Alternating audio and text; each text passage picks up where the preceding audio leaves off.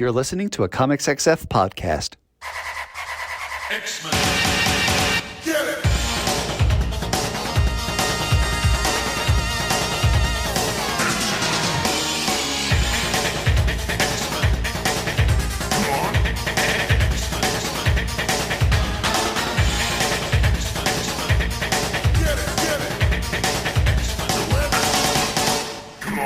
Hey everyone, and welcome to another exciting episode of Battle of the Atom. This is your weekly X-Men podcast where we rank every story from A to Z. I'm Adam. And I am the incredibly tired bad boy of X-Men podcasting, the world traveler, the werewolf in a skin suit. I'm Zach. Yeah, you're in a hotel room yet again, Zach. You're traversing the globe almost as if you are, like a crusty Canadian who just needs, to go on adventures and get into bar fights. I need to sell HVAC equipment so bad. You have no idea. I don't want to go into bar fights. I avoid the bar. I was at a bar yesterday, and I want to be clear. It was the hotel bar because that's where I could get dinner, and they wouldn't send it up to my room. I did not want to be social last night. I will tell you that. And guess what I got at the bar? A dinner? You yes. said you went there for dinner. And did you also get a drink? And then I got to sit down and listen to people complain about the liberals and how New York City's ruining this whole state. Oh, of course. And the governor's bad. And I'm like, well, actually, I do think your governor's bad, but that's we have different reasons for that. Different sides of the political spectrum there, huh? Look, hey, I was really tired. I was just so tired. I was like, I don't need to listen to you people. And I do wonder if Wolverine gets tired when he goes to a bar and because when he hears people talk about them damn muties, he stabs them. We know this. Yes, we do know that Wolverine goes into a bar, and if someone does tap him on the shoulder, as happens in one of these stories, he smiles because he knows what's about to happen. You know what Wolverine orders when he goes to a bar? Beer. No. Just a beer? Beer. Per the definitive X-Men animated series, X-Men Evolution. Water. Cold. That's really funny. I've never seen That's an introduction in that show. It's so perfect, Adam. That's so funny. We are talking about 90s Wolverine one-shot, like, perfect bound trade paperback stories this week. This was kind of a phenomenon in the 90s. Now, this was a perfect bound. I know what that means. Yeah. And you know what that means. Yeah. And I would assume 40% of our listening audience knows what that means. But for the others, the folks who aren't cursed with that knowledge, when you say perfect bound, what do you mean, Adam? So for folks who haven't seen this, it's the same basic dimensions as a standard comic book, but it usually is at least twice as long. So think about 60 pages or longer, and no ads. Typically it is, art on all sides of the cover. And then it has a glue binding to keep the pages in. Instead of the staples. Yeah. So it's the same format that is used for the Marvel graphic novels. And actually the first one we're going to talk about, but we won't jump there yet, is actually one of the Marvel graphic novel series. But Wolverine was so popular in the 90s that they were cranking these out like at least once a year, sometimes even more. It turns out people do enjoy Wolverine. Sometimes X-Men fans. Yeah. Sometimes X-Men fans forget that because you, I, and everyone else who has started an X-Men podcast, the millions of X-Men fans and their billions of podcasts are talking about how, well, we don't care about Wolverine. We want to learn about Rubbermaid. And the answer is no, most people don't. They want Wolverine. They want the man who stabs. Wolverine is great, and I'm assuming that's why we went with this as a You Pick 'em this week, right? Well, that's exactly right, because here's the thing, Adam. Over on patreon.com/Battle of the Atom, if you do support us at the $5 a month level, you get a whole episode based around one of your suggestions. And you get access to our You Pick'ems, where sometimes I'll go on there. I run the Patreon. I always use we when, like a royal we, when I'm talking to someone in direct messages on the Patreon, and I pretend like people don't know it's me. But I feel like if they're giving me $5, they figured out that it's me running this, because we've talked about this before. Yeah. It's not a secret. But I like to give the illusion of it. Anyway, where I'll go on there and say, hey, folks, we need some suggestions. What are your suggestions? And we'll pick the good ones, is what we'll do. Yeah. But you know what? We were thinking, you and I, and this is a we, where I, again, do mean me, and I do things rogue sometimes, and you say, okay. Where we said, why don't we just let people make multiple picks after a certain amount of time? And that's where our double dips are coming in.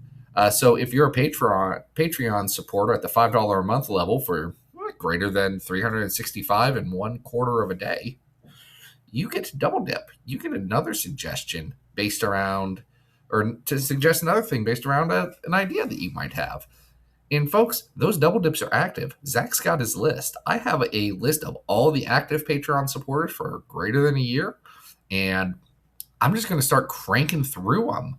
And here's the one rule on the double downs and or double dips. And the folks who know this already know this if they follow the Patreon and are reading the stuff that gets posted there. But you gotta just tell me what you want. Like I'm not doing outreach on this.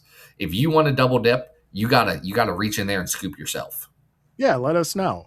Let us know that you're going to take the chip that you already bit in and you're going to put it back in that guacamole. Because I was thinking on an ice cream standpoint. Oh, interesting. Like two scoops?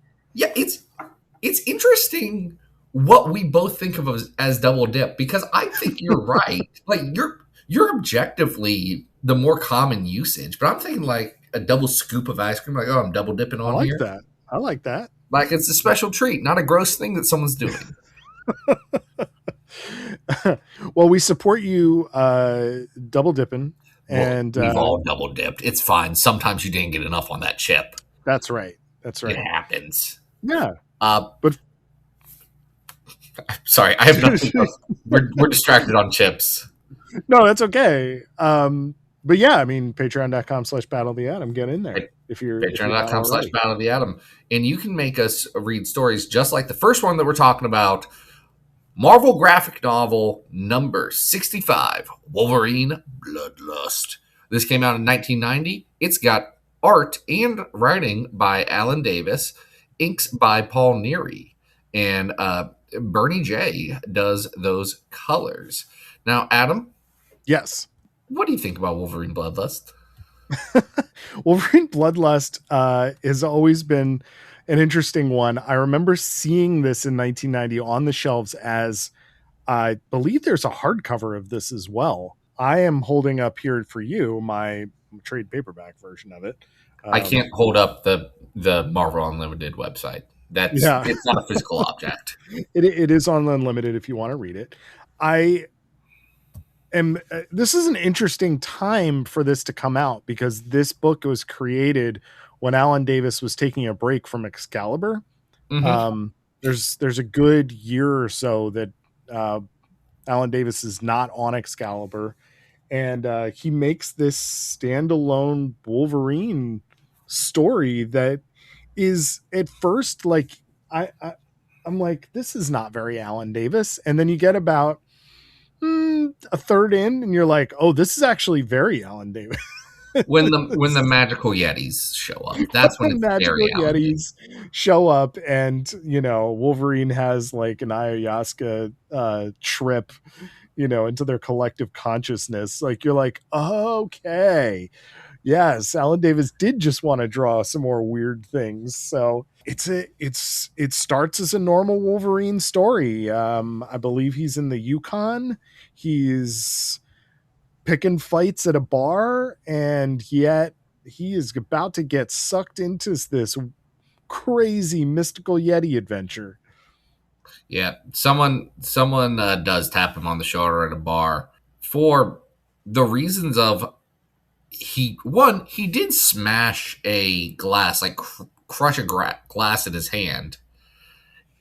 And then a woman does come in and it's like, oh, I'll help you with that. And all of the men here are like, oh, he doesn't like our beer, but he likes our women. Let's fight him. And then they poke him on the shoulder and he decides to do a fight.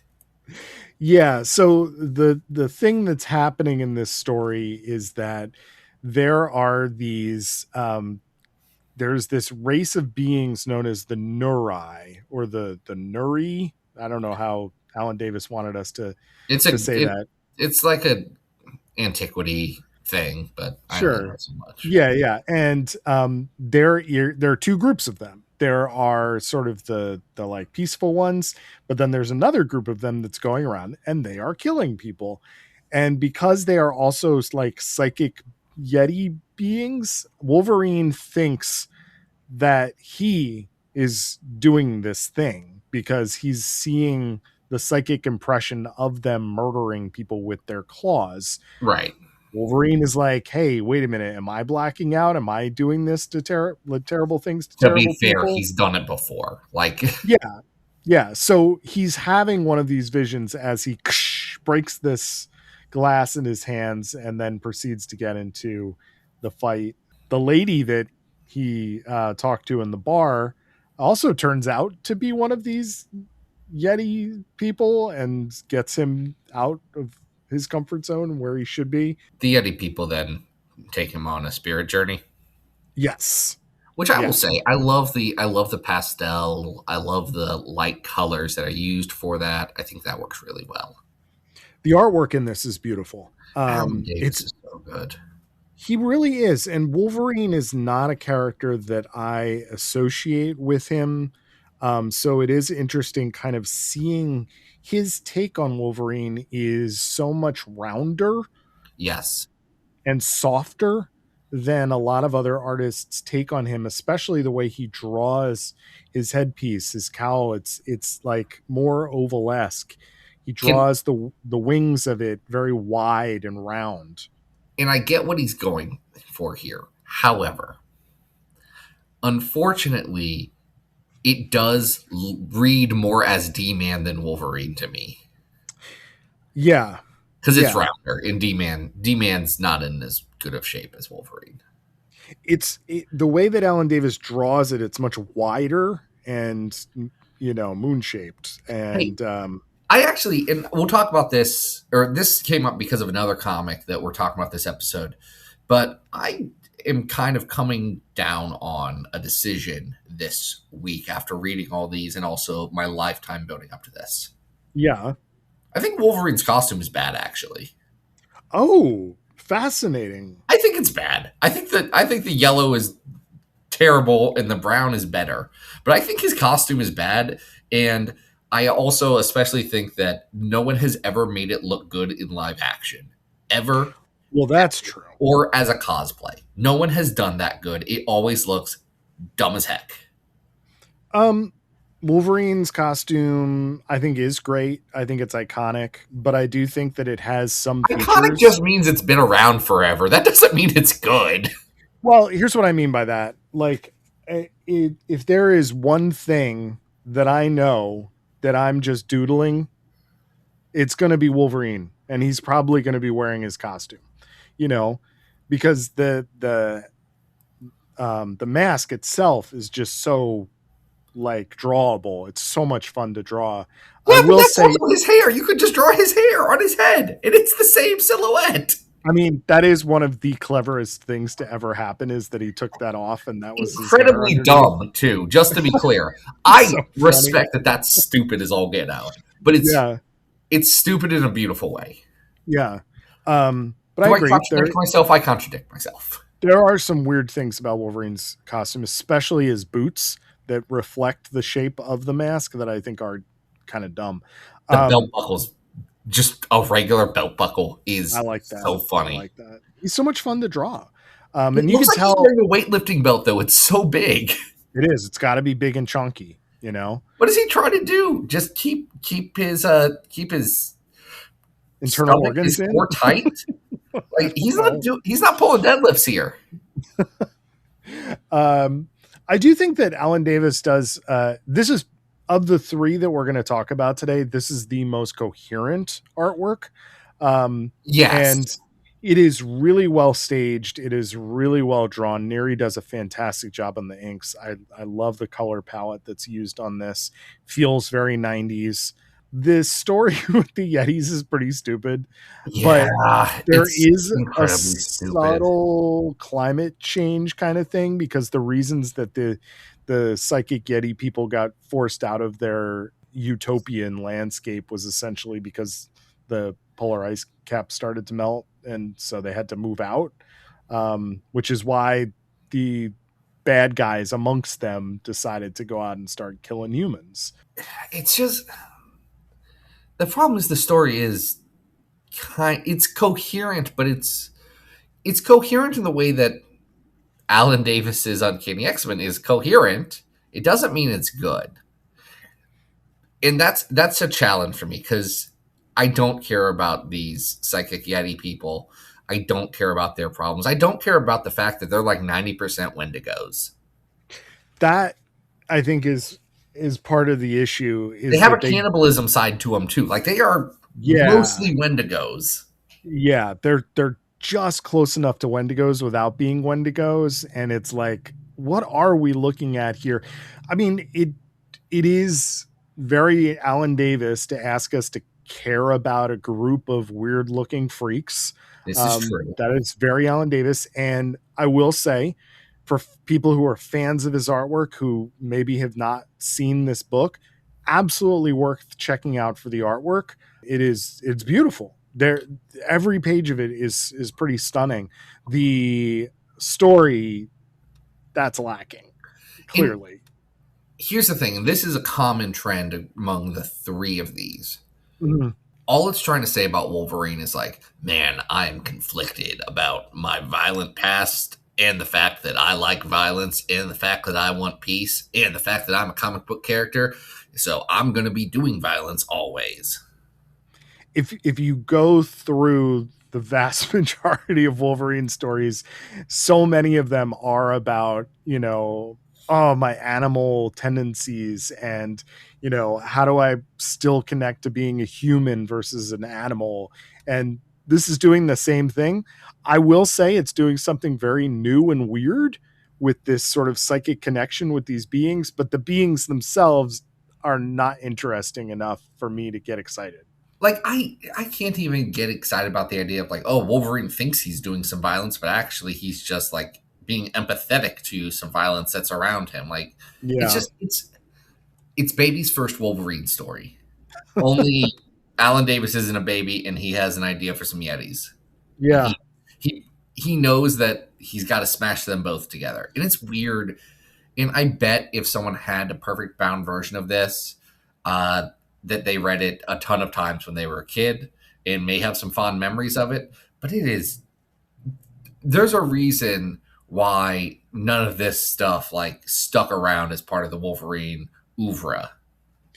I do think that these are designed to sort of be a one shot, read it, one and done. It's not going to be super important to future continuity. Sure. And they're designed that way, but given, you still want it to be a memorable story, things get added to continuity. And when I mean continuity, I mean continuity in like the biblical canon way of like, we've all agreed this is the important stuff that you can't contradict. Like, that happens because it's memorable enough that that you can't get away from it. And this just isn't that. I agree. I think we've got a good I think we've got a good handle on the book. Why don't we try and rank it on our big old list? Well, that's the trick now, isn't it, Adam? Because what we do on this this podcast is we are ranking every X-Men story from best to worst. We have ranked 1,152 different X-Men stories. The best being House of X Powers of 10, the 275th being the first arc of Immortal X-Men, the 550th best being Uncanny X-Men Annual 1995, 825th best being X-Men Exogenous. I have no recollection of what that is. We talked about that recently too. Oh, no. We talked about the Warren Ellis story. That is the That was Xenogenesis. yes. This is the Googs. This is the Googs all women story. Yes. This is 1100 is the X-Men Iron Man Nova crossover, No End in Sight, and 1152 is the worst X-Men story of all time, 2099 World of Tomorrow. Okay.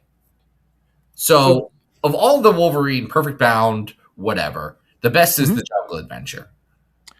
Yeah, unless you want to count Meltdown, which also got a prestige format for every single issue and then got the deluxe treatment as a trade paperback and I believe a hardcover. That's up at 45. The Jungle Adventure is at 106. So we know these can be good. 223, we have Wolverine Snicked. Work my way down. This is not as good as Snicked. This is... Oh, no. Just bear with me. I'm just going to go through some here. 700 is the Gene Nation arc and the Rogue and Iceman road trip. This is not as good as that. The 727 is Hunt for Wolverine Weapon Lost. I think this is better than that. Okay. Is that the Charles Soule one? Yes, I think so. It is. Yes. Man, I recall nothing from that comic. Oh, Doug got addicted to the internet. Yeah. Like we're in the right. We're in the 700s here. This is probably better than X-Men Colossus Bloodline. I would agree. It's not better than Rise and Fall of the Shi'ar Empire, though. I think it's it's better than Dino Rachel at 724, and I think it's probably better than Ghosts of Xmas Past at 723. And if I'm defending Rise and Fall of the Shi'ar Empire, like, that's saying something. This is the new 723. Yeah, new 723, Wolverine Bloodlust. Not to be confused with another Wolverine graphic novel at the same time called Wolverine Blood. What was that other one? Wolverine Blood, not Blood Hunt. No, Blood Hunt is that story that Pepe Larraz drew. Yeah, there's Blood Hungry, Blood Hungry. Wedding. All of these have bad titles. That's the other thing. Bloody Choices. Sorry, that was the other 90s one. Bloody Choices. Bloody Choices. It came in I actually have the hardcover of that one, and it came in like a really like large format prestige. Oh, it's a Nick Fury. It's a Nick Fury thing. Yeah. It's Tom DeFalco and John Buscema. That was never read it. Legitimately, just not got around to it. Do you know what I have read though? I believe you've probably read Wolverine Inner Fury, which came 2 years later in 1992. This is D.G. Chichester writing with pencils and inks by Bill Sienkiewicz and colors by Sherilyn Van Valkenburg. Adam, what's your familiarity with D.G. Chichester? I've zero. Not somebody that I'm really familiar with. Why? He was an editor at Marvel, and he was the gentleman who picked up Daredevil after Annie Nocenti. Oh, right. Yeah. Yep. So you know what that That's means. The guy. This is the Black Armor. Yep. Daredevil. Yeah. Which, I'll be honest, never read it. That is something that I've tried to read many times, specifically the Fall from Grace because of the glow in the dark cover. Is there a glow in the dark cover? There's a glow in the dark cover. Oh, okay. Or maybe it's just embossed in a weird way. One of the covers, I had it on my wall. Yeah. I just remember that storyline being such a big deal in 1993 with the Scott McDaniel art, and yet I find it very difficult to read. Like, yes. I've tried to get through it several times and can't. So, by the way, it is Daredevil 321 that has the glow in the dark cover. There's a demon on it. Okay. Honestly, it's a Scott McDaniel cover. It's pretty dope. I'm looking at this cover again. I'm like, yeah, this one's great. That's the problem. Those issues, they look really interesting. and the artwork is interesting. The actual storyline, it's like what? But And earlier today I was thinking maybe I read all of 90s Punisher. I'm okay with a oh, storyline that's like, what? I'm not going to. mm, That's such a commitment, but I didn't mean it that way. I meant it more like I don't quite grasp what's happening here. Like this is Punisher in the well, 90s is insane. well, Definitely read that. luckily, if you don't grasp exactly what's happening here, have I got a book for you? Because this is Wolverine and Fury, and Bill Sienkiewicz is on art, baby. And this is Stray Ass Toasters, Bill Sienkiewicz. I Folks, mean, if you you've could not read Stray Toasters, recommend it. Check it out. is Stray Toasters a good narrative? Who's No, to but say? it's visually very interesting. As is this at times, and sometimes it's not. It's uh oof. See, Sienkiewicz sometimes can get in his own way in his visual storytelling, and I feel like this is just not the best combination of story and artist, because I do know what happened in this comic book, but Wolverine gets nanomachines that are pushing out his stuff. yeah, but you'd be forgiven if you were reading this and wondering if maybe the antagonist and the new temporary sidekick of Wolverine for this issue are the same person because they're Oh, both drawn the same way. I'm so Adam, I'm so glad that you are doing this because I did have a minute when I got to near the end of this comic. I was like, wait, are those different guys? Those are different guys? So this is about Hydra being run, or a Hydra cell being run by a guy named Big, who is small. That's the joke. No, no, no, no, no, no. Hydra is being run by Whale, Right. Hydra's being run by Whale, who's who actually a shark. he looks. Whale is a dude. He's a small dude that looks more like a shark than a whale. But they call him Whale. Why? Yes. Don't worry about it. I don't know. It's a weird thing. He's only appeared in this story, I think. I kind of love Whale though. I kind of think Whale rules. And like if Saladin Ahmed came back and said, "Hey, we're done with whatever the adamantine man is. Next arc, it's all about Wolverine versus Whale." Day one, I'm in. I'm in. I'm like, okay, you're getting to the good stuff right here. We're bringing back Whale. Can I ask you something now? Do you Yes. think that DG wrote this character as a whale, and then Sienkiewicz just drew this guy to look more like a shark, and then he had to write it into the script to be like, well, everybody knows his name is Whale, but everybody really thinks he's a shark, No, And it's see, like, it felt like that was only because they also do a similar thing with the other character that looks very similar, Big, who is small. It seemed yes. like that was a motif that they were going with. Now, what is this motif trying to say? Unclear. Oof. Well, It's, Whale has created this nanotech, and hey, in a in the year of our Lord 2026, are you also surprised that nanotech is not a thing that we have? Like, it seemed like for a while that's what everyone was saying was going to be the next big thing. it's not that it doesn't exist. There are not robots that go into your bloodstream and will fight off diseases for you. No, not that I'm aware of. But this one is specifically infecting Wolverine and getting in the way of his healing factor and making his body reject his adamantium so that Bill Sienkiewicz gets to draw him with all kinds of spikes and coming out of his body, and his claws look like Lady Deathstrike's hands. And here's And the thing for Bill Sienkiewicz on this. Bill, you could have just drawn that, and everyone would have said, yeah, man, this is a really bold stylistic choice, Bill. yeah, Wolverine fights some people. He tries to figure out what's going on, and then a character named Big shows up. Now, Big shows up kind of out of nowhere, and he has the same nose as Shark or Whale, and Whale has a nose that kind of looks like a shark. He is a smaller person. Whale is a smaller person. They look like the same dude, right? It looks like Whale wearing a fake beard. On first read, I was convinced that Whale was like trying to pull a fast one Yeah. on Wolverine by telling him stories about Whale, and then I was like, oh, he's just wearing a Santa Claus beard or something, you know?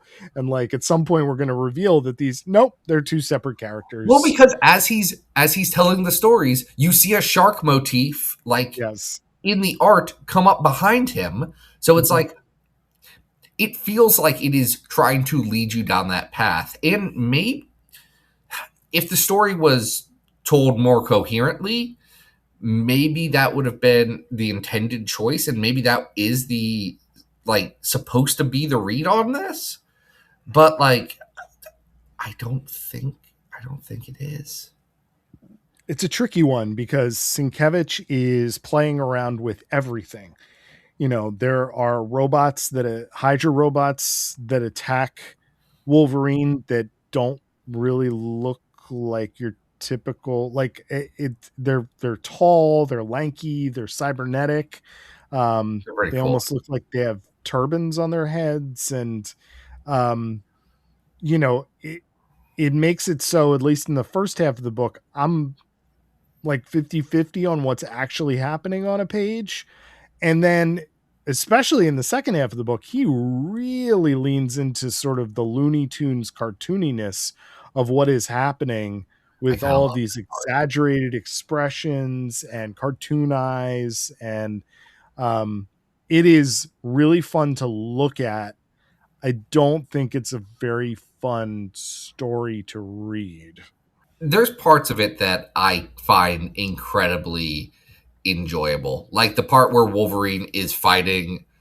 Again, he's fighting but he thinks he's fighting Whale, and the Whale shows up in his dream as like a shark thing, and he says, "You should have stuck to Melville's motivation, mutant, for hate's sake." And I'm like, yeah, that is the motivation of Moby Dick. I do really enjoy that that's in this book too, because I'm pretty sure there's a Classics Illustrated that Sienkiewicz did of Moby Dick.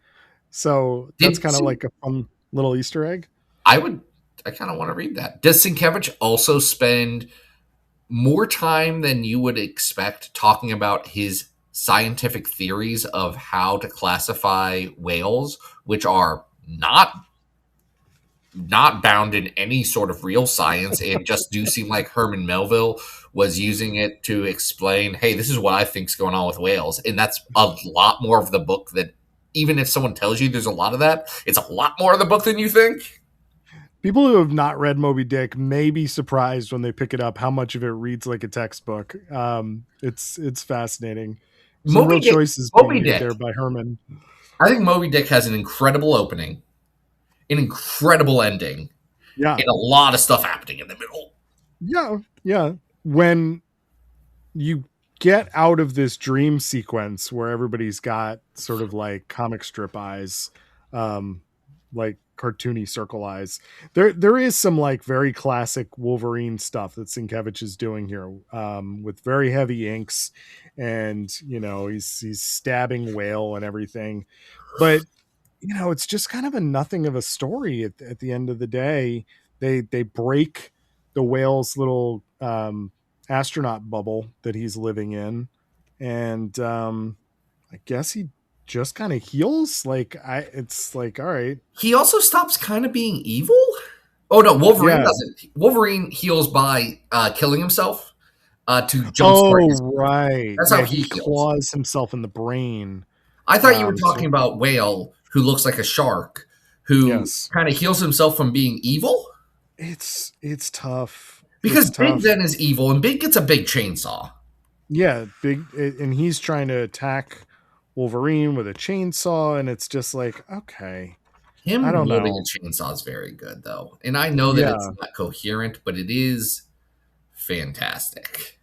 I just get the idea that DG is trying to write like multiple jokes throughout this, and the humor is completely lost in the insanity of the artwork. And it makes for interesting visuals to look at, but paired as like trying to tell a story, I'm really confused by this. It's a bad story. Yes. I am fascinated by it. Like, I would go back and reread this just to like try and piece it together. It feels like it's a challenge for me, and it's an enjoyable challenge because Bill Sienkiewicz is an incredible illustrator, though he may be going too deep down a rabbit hole and losing a little bit of the storytelling part that has made a lot of his work so much stronger. Like I mentioned Stray Toasters because it has a similar vibe in my mind to Stray Toasters, where the plot is oblique. Uh-huh.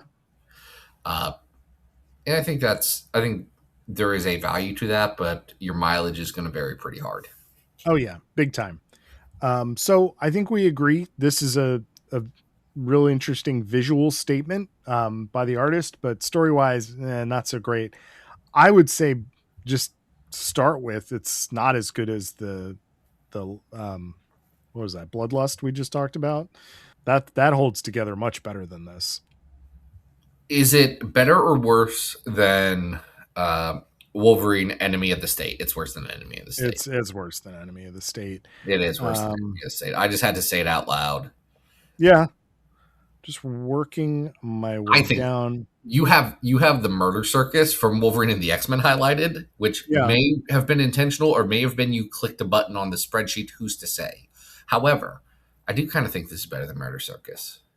I don't know that I would put it that high. Well, I'm looking at what's around there. Yeah, it's probably better than the Murder Circus. X-Men Kitty Pryde Shadow and Flame era. Yeah. I would say it is above Murder Circus. I'll put it below Shadow and Flame, which is telling a coherent story. I would agree. What is Marvel Adventures Spider-Man 59? This is better than that. That's that one where like the Spider-Man kicked the X-Men's butt, right? Like with yes. Yeah. All right. So 765. We have Wolverine Inner Fury. We have. Do you know what happens when you have Inner Fury?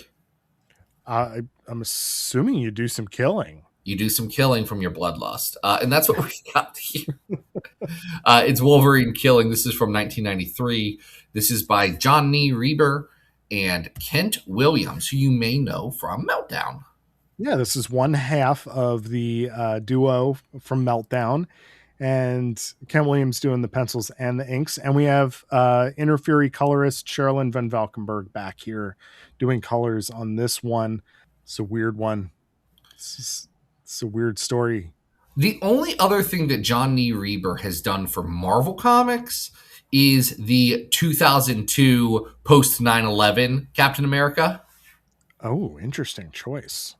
Which is the Marvel Knights Captain America, where but it's hard to be more 2002 than that. That was a reaction. He also did Books of Magic and a few other things in like the Sandman Vertigo world. I will say it is great to see Kent Williams drawing Wolverine again here.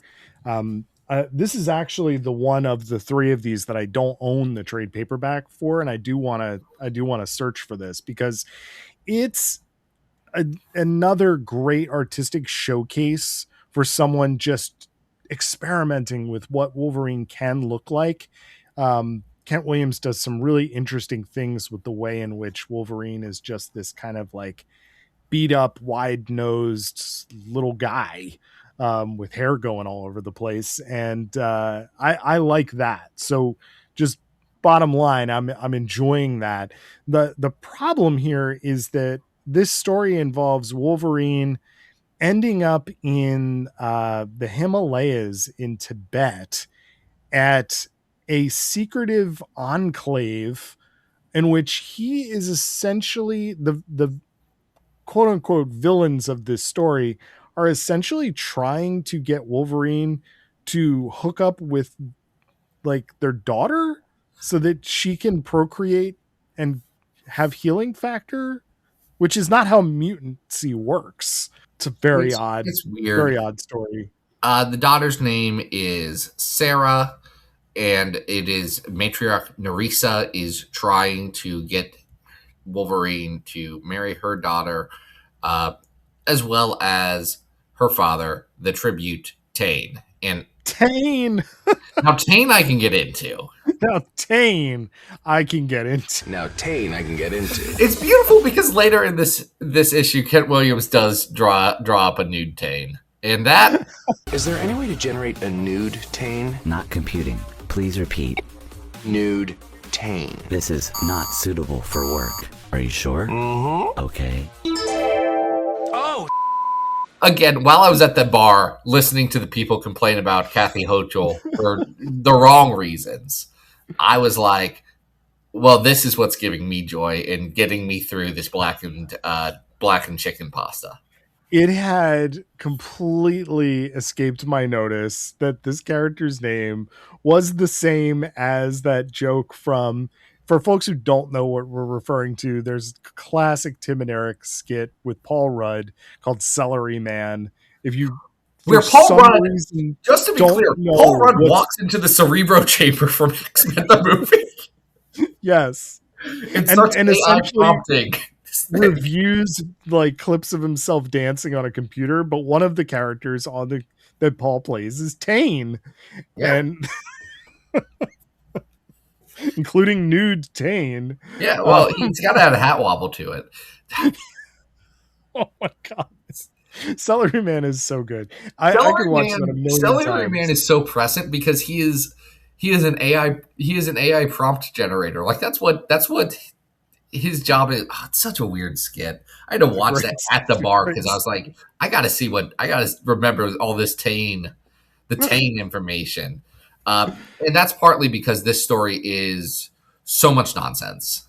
Oh, so much nonsense. It just the idea that the Enclave is this sort of walled city or fortress of some kind, and this character Sarah, who age indeterminate, like it's very unclear how old Sarah is, and they're like really adamant that she's got to shack up with Wolverine.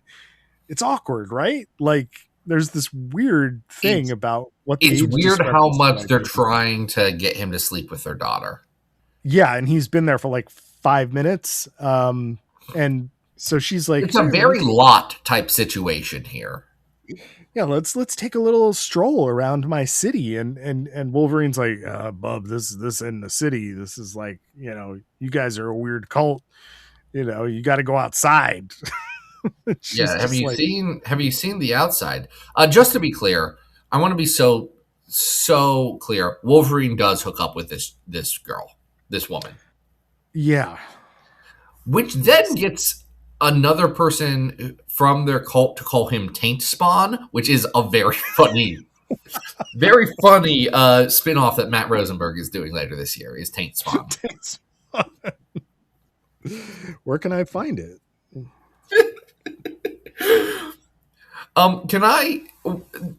Kent Williams then draws Wolverine in his costume, and whatever you say about Kent Williams' art, which I generally think is pretty interesting, he does a bad job drawing Wolverine's costume. And that's where I was like, oh, is this costume bad?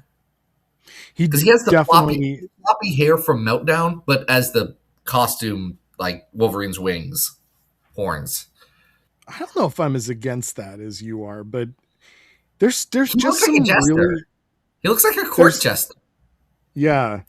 I mean, the fight scene where he fights, what is it, Slith, in the snow, this like weird kind of snake-like humanoid creature. Slith is pretty cool.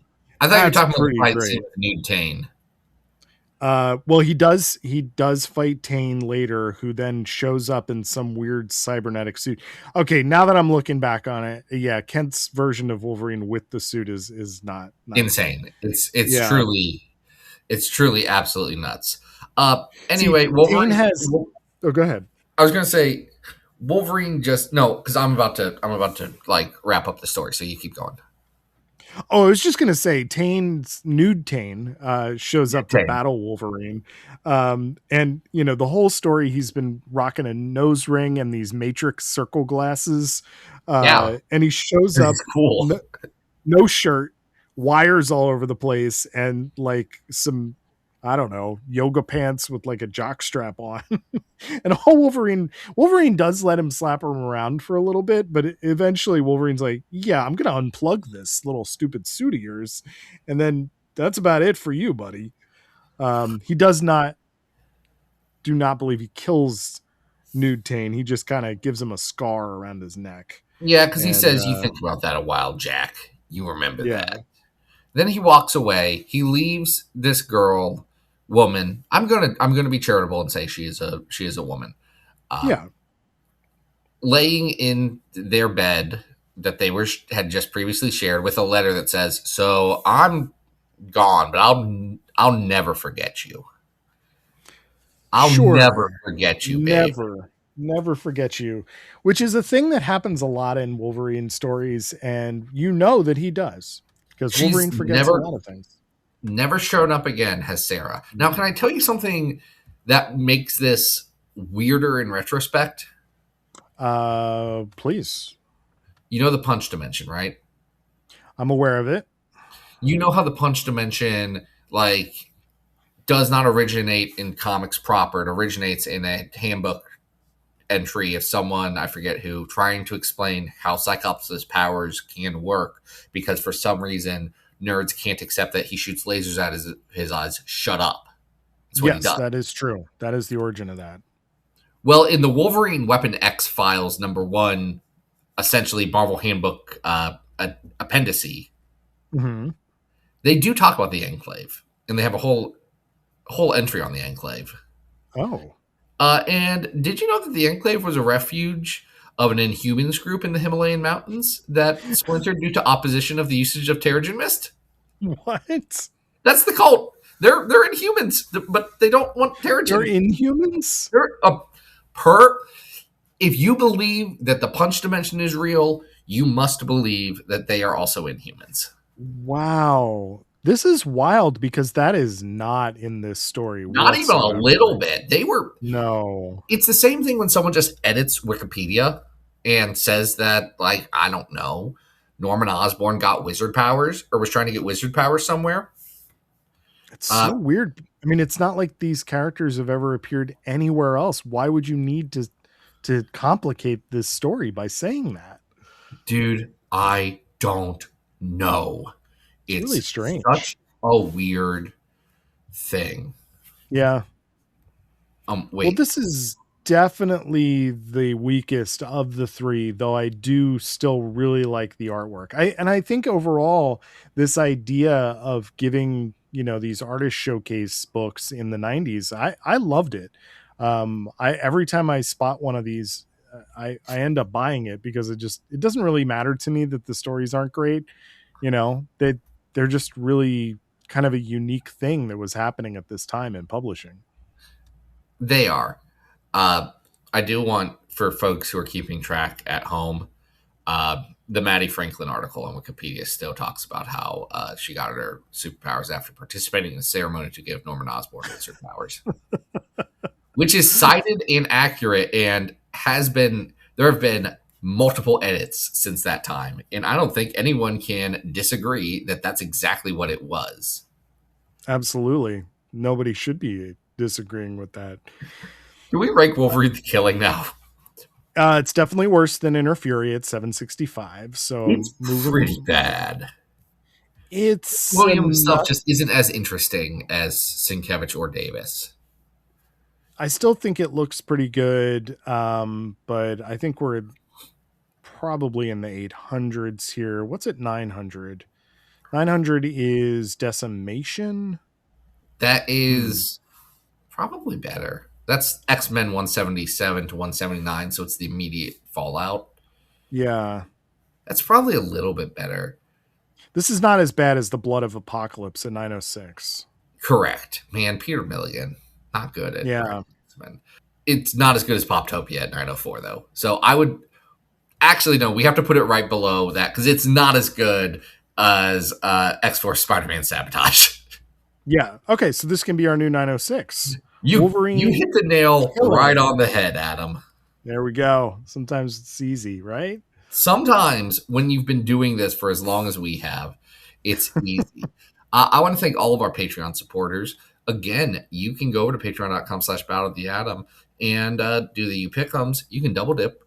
You can do a double dip. I'm really excited to see what people who have been our most ardent supporters for the longest time. I'm curious what they want us to talk about, what they think are good ideas. You think you can do this job? Prove it. Tell us what we should talk about on a podcast. We'll figure it out. It makes our job all the more interesting when we get great ideas. So keep them coming, folks.